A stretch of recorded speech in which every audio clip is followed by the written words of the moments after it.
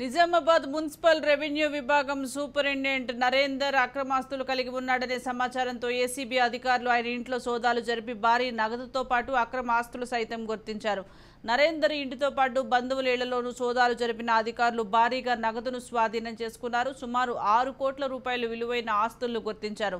2,93,00,000 నగదుతో పాటు 1/2 కేజీ బంగారం, స్థిరాస్తులకు సంబంధించిన 17 డాక్యుమెంట్లను కూడా స్వాధీనం చేసుకున్నారు. ఆయన భార్య అకౌంట్లో 1,10,00,000 రూపాయల నగదును గుర్తించారు. అనంతరం నరేందర్ను ఏసీబీ తన కస్టడీలోకి తీసుకుంది. కాగా జిల్లాలో ఈ స్థాయిలో అక్రమాస్తులతో ఉద్యోగి పట్టుబడటం ఇదే మొదటిసారి కావటం అందరినీ ఆశ్చర్యానికి గురి చేస్తోంది.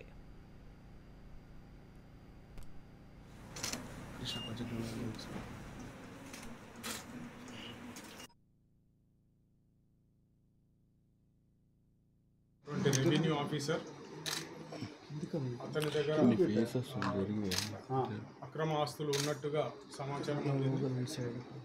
దాన్ని అందుకున్న మేము ఇక్కడ రైడ్ చేయడం జరిగింది. ఈరోజు ఈ రైడ్లో సుమారుగా దాదాపు 2,93,00,000 నెట్ క్యాష్తో పాటు 51 తులాల బంగారము మరియు దాదాపుగా 2 కోట్లకు సంబంధించిన ప్రాపర్టీసు, అది కాకుండా 1,10,00,000కు సంబంధించిన బ్యాంక్ డిపాజిట్స్ను ఇక్కడ సీజ్ చేయడం జరుగుతూ ఉంది.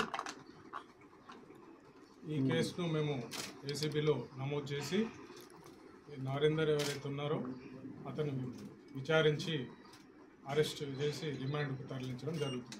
ఇది మా సోర్స్ రిపోర్ట్ అంటాము.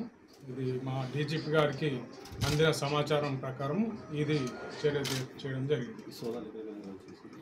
ఈ సోదాలు వచ్చేసి నిజామాబాద్లోను, నిర్మల్లో వాళ్ళ అత్తగారింటి కాడ, వీళ్ళ ఇల్లు సొంత ఇల్లు అమ్మగారు ఉన్నారు వాళ్ళ ఇంట్లో, మరియు ఆఫీస్లో కూడా ఇది చేయడం జరిగింది.